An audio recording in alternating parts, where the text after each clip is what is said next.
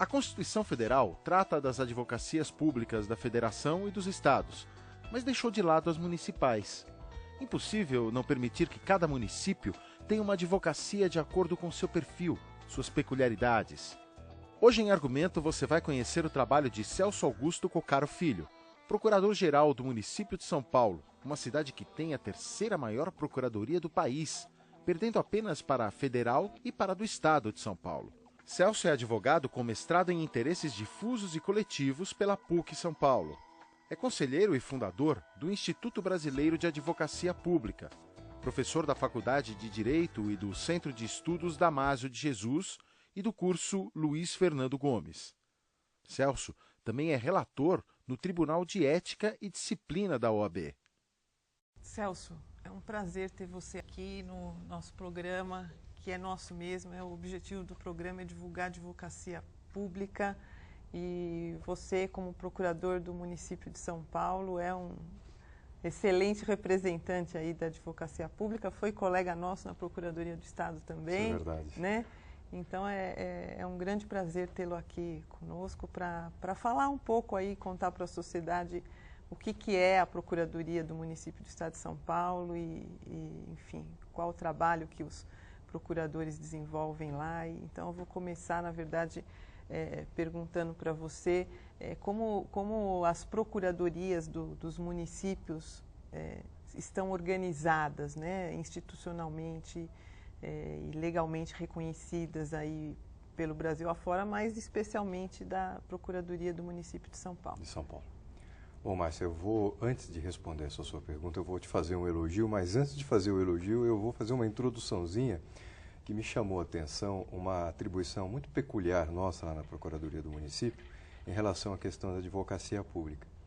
Veja só, nós temos lá no município de São Paulo uma ação num lugar em que poucos podem imaginar, lá no Bailharo de Jersey, que é uma ilha que parece que integra o Reino Unido, mas não integra, fica lá entre a Grã-Bretanha e a França, né?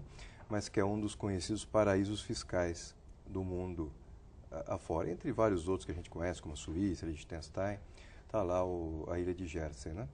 E nós temos uma ação lá para repatriar divisas. Isso me fez estudar o sistema legal inglês e eu vi lá que a advocacia pública tem uma condição ímpar. É um país de tradição democrática muito antiga, né? E que concebe o Estado e algumas instituições jurídicas de uma maneira muito diferente que nós concebemos aqui. Aqui nós damos muita ênfase ao processo, ao litígio, que talvez enalteça o judiciário, o Ministério Público, em detrimento de uma função extremamente valiosa que é a da advocacia pública, que não se reduz ao processo, que não se reduz àquela advocacia contenciosa, né? E, para minha surpresa, o Ministério Público era uma criação recentíssima lá na Grã-Bretanha.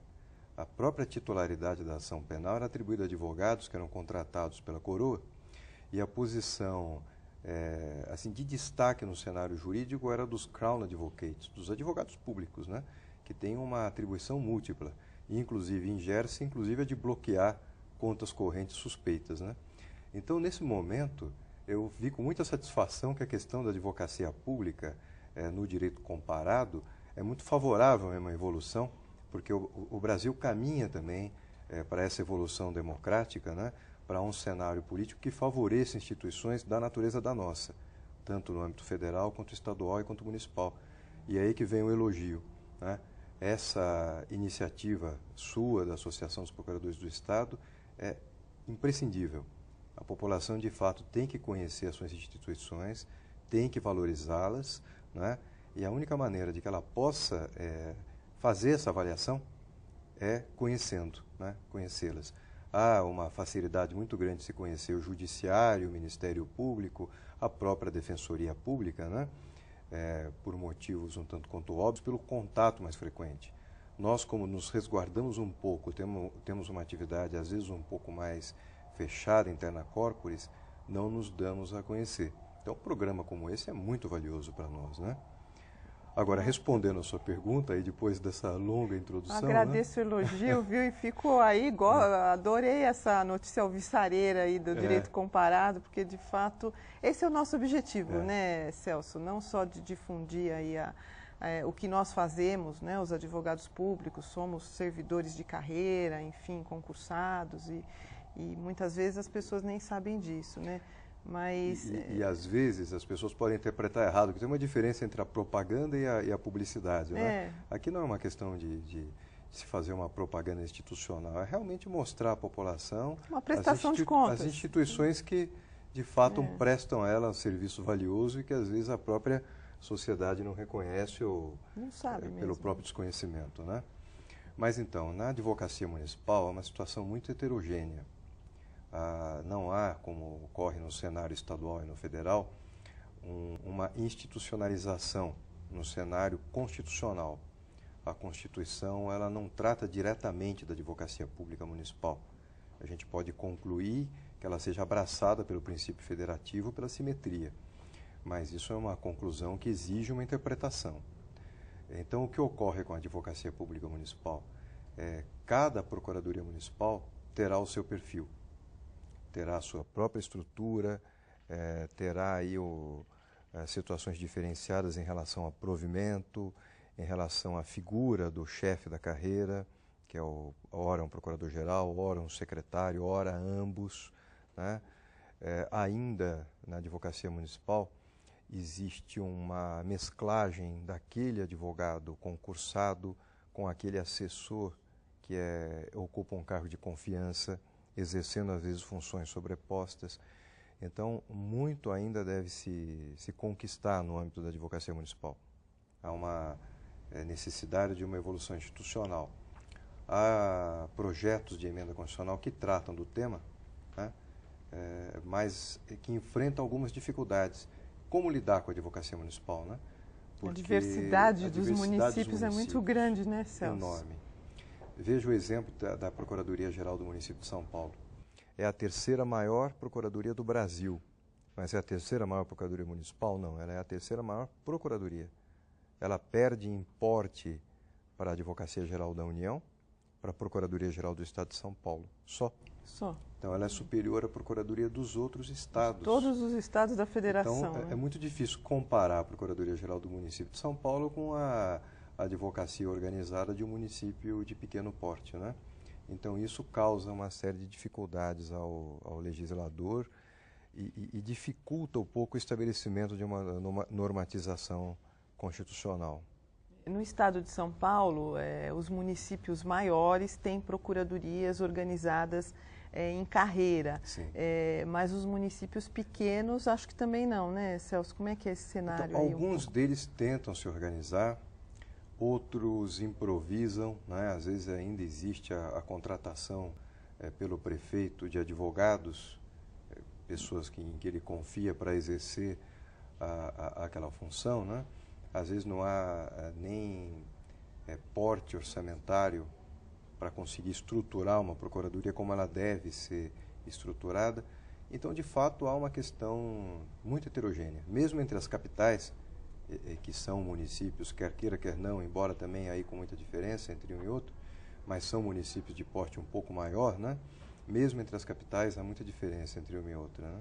E qual tem sido aí a procura dos procuradores do município, quer dizer, qual o objetivo deles com relação à organização de uma legislação nacional aí que regule o tema? Colocando isso em ambições mínimas, e que talvez sejam aquelas que se possa atingir, conseguir, numa previsão constitucional, algo que assemelhado às procuradorias estaduais, pelo menos em relação às procuradorias das capitais e aquelas que já se encontram estruturadas com alguns padrões mínimos que teriam que ser definidos pela Constituição, né? Aí nós atingiríamos aí a institucionalização, né? No sentido de fazer com que a advocacia pública exerça corretamente a sua função também no âmbito municipal. No estado de São Paulo, melhor, no município de São Paulo, quantos são os procuradores que atuam hoje? Nós temos na ativa cerca de 360 procuradores. E fazem atividades contenciosas, quer dizer, Contencioso e a advocacia consultiva também. E os procuradores do município de São Paulo, eles atuam nas secretarias municipais?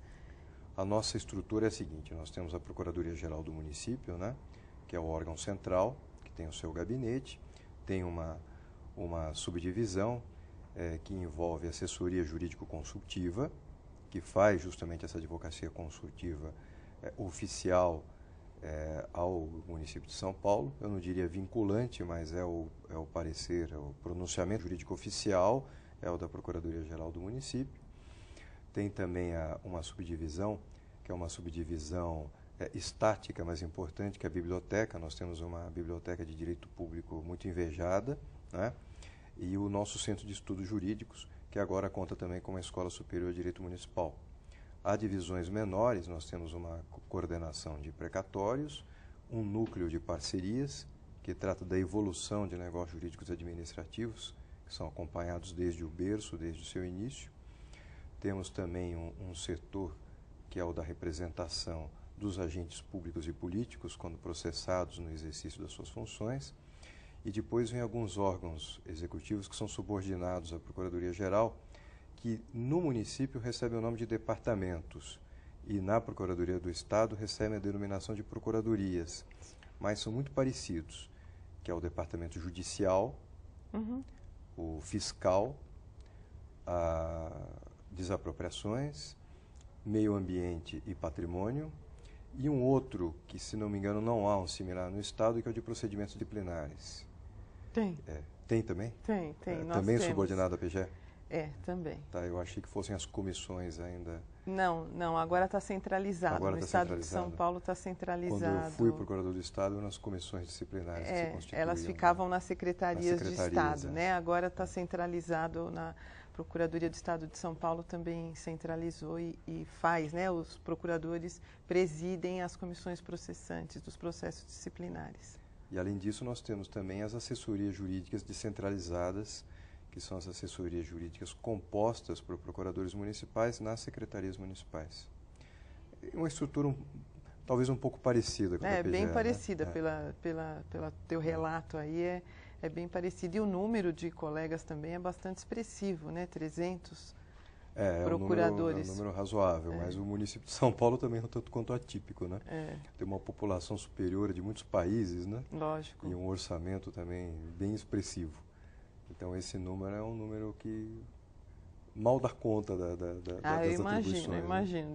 Deve estar precisando de mais gente ainda. Sempre se precisa, né? Sempre se precisa, né? E Celso, os colegas que atuam, você estava dizendo que a advocacia pública aí não é só processo judicial, né? Sim. Não é só contencioso, como a gente costuma dizer. Os colegas do município têm uma atuação também administrativa aí de solução de contendas? Como é que isso se resolve no município de São Paulo? Tem. Para mim, a advocacia consultiva e uma boa assessoria a gente já pode incluir naquele conceito de advocacia preventiva, né? Mas há uma preocupação nossa, que nós vimos que havia uma tendência já há muito tempo estabelecida na administração pública, que era de criar uma política pública, né, e enviá-la já pronta para um parecer. Então, nesse caso, às vezes o advogado público ele assumia uma posição de magistrado equidistante e se obrigando a uma imparcialidade que talvez fosse uma imparcialidade um tanto quanto falsa em determinadas situações. Porque uma imparcialidade num parecer é uma imparcialidade diferente de uma imparcialidade do juiz que vai julgar um caso em que há contraditório, há uma instrução, há provas, né? É uma imparcialidade, vamos dizer assim, acadêmica, de uma análise pura, mas um tanto quanto diferente dessa imparcialidade do magistrado. E às vezes nós notávamos que isso gerava uma interpretação da administração de que o trabalho do parecerista é de desconstrução de uma política pública que se tensionava fazer. E às vezes com uma interpretação de que isso tivesse lá um viés ideológico, de contrariedade política. Não permitir que o administrador levasse adiante aquela política pública que ele está querendo implementar, né? Uma questão aí obstrutiva, né? Então, nós tentamos evitar isso fazendo com que o procurador municipal acompanhasse essa política pública desde o seu nascimento. Nas secretarias, os procuradores têm uma vinculação um pouco diferente do que ocorre no Estado. Eles não são subordinados diretamente à Procuradoria-Geral. Eles têm uma subordinação institucional à Procuradoria-Geral, é o que diz a nossa lei. Então, eles ficam muito mais próximos dos secretários, embora os pareceres jurídicos não possam, a rigor, discrepar da linha jurídica oficial. Mas isso faz com que eles tenham um comprometimento um pouco maior, no sentido de auxiliar de uma maneira um pouco mais efetiva, né? E também, por exemplo, esse núcleo de parcerias que nós criamos, né? Ele já determina que um procurador deva acompanhar essas parcerias que possam envolver políticas públicas, como parcerias público-privadas, contratos de concessão, contratos de gestão, já na fase negocial, né? Não na fase comercial do negócio, é claro, né? Mas já no nascimento daquela política, para evitar aquele trabalho que é exercido só na linha final, né? E que pode, às vezes, não coincidir com o interesse público, né? É claro que muitas vezes é necessária vamos dizer, essa boa obstrução no sentido de colocar aquela política pública ou aquele ato administrativo nos seus moldes de legalidade, né? Mas muitas vezes uma atitude dessas, bem intencionada, pode atrasar uma política essencial e que seja de interesse da população. Vocês têm escritório de representação em Brasília? Temos uma representação em Brasília, menor se comparada da Procuradoria do Estado, são só 2 procuradores lá no momento. O procurador aqui de São Paulo, ele é responsável pelo acompanhamento do processo, elaboração de todas as peças. Hoje o processo eletrônico facilita isso, né? Isso que está sendo adotado pelo STJ e também agora pelo STF, né? E as nossas 2 procuradoras que nos representam em Brasília, elas cuidam do acompanhamento dos casos e daquela advocacia mais ativa, né? Com sustentações orais, com os despachos, agendamento de despachos, elaboração de algumas petições de urgência, né? Então, nós temos essa representação. Na advocacia do município de São Paulo, surgem, evidentemente, como em todos os municípios, né, questões as mais variadas, questões de transporte, questões, né? Eu acho que essas vocês devem ter bastante questão lá para resolver, né? E questões ambientais também. O município de São Paulo aí teve algumas iniciativas há pouco tempo aí nessa área, né? E você podia falar um pouquinho disso e qual foi o papel da Procuradoria? Em relação à advocacia pública municipal, ela tem uma característica interessante, que ela é muito ligada ao cotidiano das pessoas, né, na cidade. Então, para eu saber mais ou menos como vai ser o meu dia ou a minha semana, eu já começo lendo aqueles 2 cadernos dos principais jornais aqui de São Paulo, né, a Folha e o Estado. Se não me engano, um tem o nome de metrópole, outro de cidades, né? Então, lá você encontra tudo aquilo, todos os assuntos... Que vai te dar dor de cabeça naquela semana. Dor de cabeça, e até, às vezes, notícias. Eu acabo descobrindo lá algumas ações judiciais que nós ganhamos ou perdemos antes ainda do que da notícia obtida do judiciário, né? Então, isso é muito frequente para nós. É uma advocacia muito interessante nesse sentido, porque ela mexe mesmo com o cotidiano da urbe, né? Onde as pessoas vivem, onde têm os seus problemas do dia a dia, né? Então, isso é um elemento distintivo da advocacia municipal e que faz com que ela fique muito dinâmica, muito viva, né?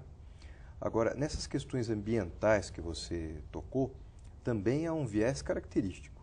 A advocacia, o direito ambiental no município, ele surge de uma maneira um pouco diferente do que ocorre no Estado, né? Aqui a gente fala muito do meio ambiente urbano. Então, uma das questões muito interessantes, que foi uma política muito bonita e que enalteceu muito o município de São Paulo, aqui no Brasil e também no exterior, uma política muito elogiada, foi a da cidade limpa, né? Que agora já não é antiga, é atual ainda, porque os seus efeitos são presentes, né? Mas que gerou uma batalha judicial muito intensa. Aquela lei ela tratava de uma limitação de publicidade em duas linhas. Os anúncios indicativos, que eram aquelas publicidades feitas em outdoor e em outros meios, né? Aliás, os publicitários, que eram feitos em outdoor e em outros meios, e os indicativos, que são dos estabelecimentos comerciais de prestação de serviços, né? Se você vê uma foto de São Paulo de 6, 7 anos atrás e comparar com o que ocorre hoje, pega uma região aí que tem prédios até bonitos, com uma arquitetura invejável, como aqui do centro antigo de São Paulo, né? Você vai ver uma diferença fundamental, no sentido urbanístico mesmo, de uma questão de preservação de patrimônio histórico, turístico, de patrimônio paisagístico, né? Era uma questão que se parece muito com aquelas que se usa aqueles anúncios de emagrecedores, né? O antes e o depois dos exercícios físicos, né? Então, São Paulo mudou muito, esteticamente é outra cidade. Mas ocorreu uma batalha judicial muito intensa naquela ocasião, porque uma lei desse tipo que restringe uma atividade econômica, com certeza ela gera uma reação manifesta, né? E o que ocorria? Enquanto nos anúncios indicativos, uma ou outra derrota judicial não pudesse gerar um estrago tão grande, um ou outro estabelecimento comercial poderia lá ter uma placa maior, mas sem um prejuízo muito grande. Nos anúncios publicitários nós tínhamos muito medo. Você sabe como as decisões judiciais aqui não são homogêneas, né? A gente não sabe o que se espera de uma decisão judicial isolada que pode discrepar de uma linha dominante, né? Se uma empresa que exercesse aquela função de atividade publicitária vencesse uma ação só e ela transitasse em julgado, todo o plano cairia por terra. Essa empresa teria o monopólio da atividade publicitária e poderia continuar a fazer essa publicidade contrária ao princípio daquela lei municipal, né? Mas nós conseguimos, tanto aqui no Tribunal de Justiça de São Paulo, com um trabalho intenso com os desembargadores e no Supremo Tribunal Federal também, com os ministros do Supremo, nós conseguimos valer tanto a legalidade quanto a constitucionalidade desse projeto. E ocorreu um movimento social muito interessante no que diz respeito aos anúncios indicativos. Mesmo empresas que tinham obtido decisões liminares favoráveis, abdicaram, renunciaram à decisão judicial favorável a sociedade para fazer adaptação. Comprou a ideia, né? Comprou a ideia. Comprou a ideia. Antes havia lá uma competição, né? Eu queria a minha placa tem que ser maior que a placa do vizinho. A partir do momento que a placa do vizinho já foi retirada, eu já perdeu aquele elemento competitivo comercial que envolve a publicidade, né? Então foi muito interessante a reação. Né? E vocês atuaram aí também na fase de também elaboração? Na fase de elaboração, com Pergunto isso porque no Estado também, quando teve esse caso aí da lei do fumo, né, a Procuradoria do Estado de São Paulo também atuou tanto na parte de elaboração legislativa, como depois, como vocês aí correndo atrás das ações judiciais. Analisamos o projeto de lei, que foi um projeto do Executivo, né? Analisamos e tentamos evitar um ou outro ponto que poderia causar aí algum tipo de resultado negativo, né? Então, Celso, nós estamos encerrando aqui o nosso horário e eu queria que você fizesse mais alguma consideração, ficasse à vontade para fazer mais alguma consideração aí sobre a Procuradoria do município de São Paulo e agradecer demais você ter vindo e dizer que eu acho que é importante para a sociedade brasileira que as procuradorias municipais ganhem aí musculatura institucional, né? Porque o trabalho da advocacia pública municipal, como você diz, ele está muito ligado ao cotidiano das pessoas e quanto mais nós tivermos uma advocacia municipal bem estruturada, mais a sociedade vai ter a garantia, né, do cumprimento da legalidade dentro dos municípios brasileiros. Se você coloca bem, nós temos uma função que às vezes não é muito clara, que é uma função de controle interno da legalidade, da moralidade, né? A sociedade concebe bem as formas de controle externo, mas as de controle interno ela não conhece bem. Só uma colocação, um agradecimento mais uma vez à iniciativa da Associação dos Procuradores do Estado de São Paulo, e um agradecimento também, que eu não poderia deixar de fazer, aos meus colegas procuradores municipais, né? Lógico. Porque tudo isso que nós tentamos conquistar, aquilo que nós conquistamos e aquilo que nós ainda não conseguimos conquistar em prol da sociedade, em prol do interesse público, conta com o valoroso trabalho de um procurador, de um colega, né? Eu não estaria aqui tentando expor com tamanha desenvoltura, vamos dizer, eu não digo que eu tenha atingido isso, mas com tamanha segurança, pelo menos, esses elogios à minha própria carreira, se os meus colegas não sustentassem essa razão, né? Então é isso, eu agradeço muito a sua... Obrigada, Celso, muito obrigada mesmo, viu?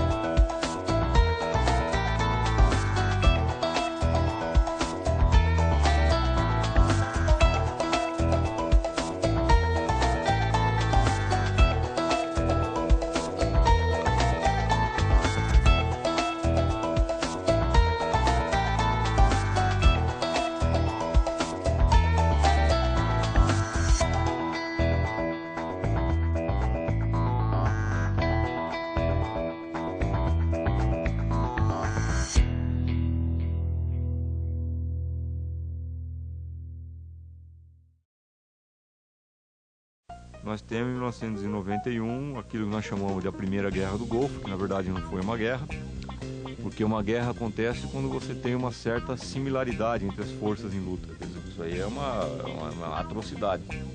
Então o que houve foi um ataque internacional contra o Iraque,